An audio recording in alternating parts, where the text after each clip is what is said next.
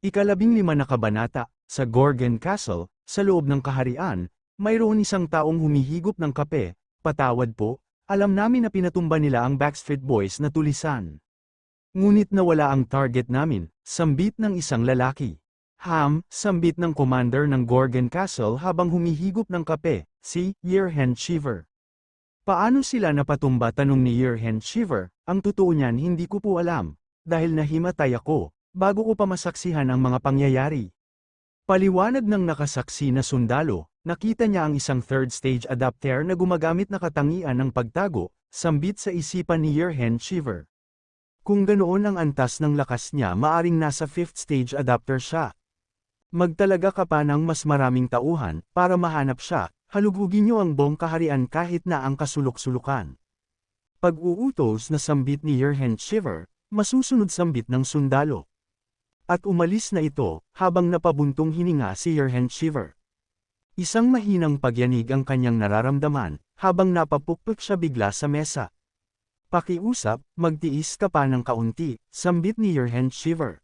Habang sa isang lugar, may nagsisalitang broadcaster, nasa sa screen na lumulutang. At ngayon tayo ay magtatango sa top 10 of the week ni Siren. At patawad ngayon oras na magpaalam, ngunit may isa pa akong huling clip na ipapakita.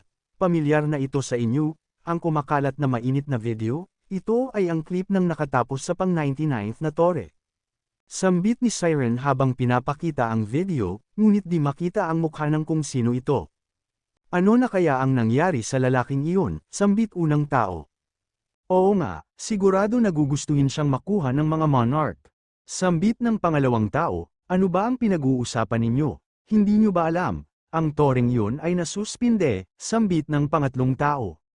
Bakit naman, tanong ng unang tao? Hindi ko alam, baka nahuli, ang demonyo na tagapangalaga, na nandadaya, at ito pa, ang sabi ay inabandona niya ang pag-cultivate na posisyon niya. Siguro di totoo ang clip na yan.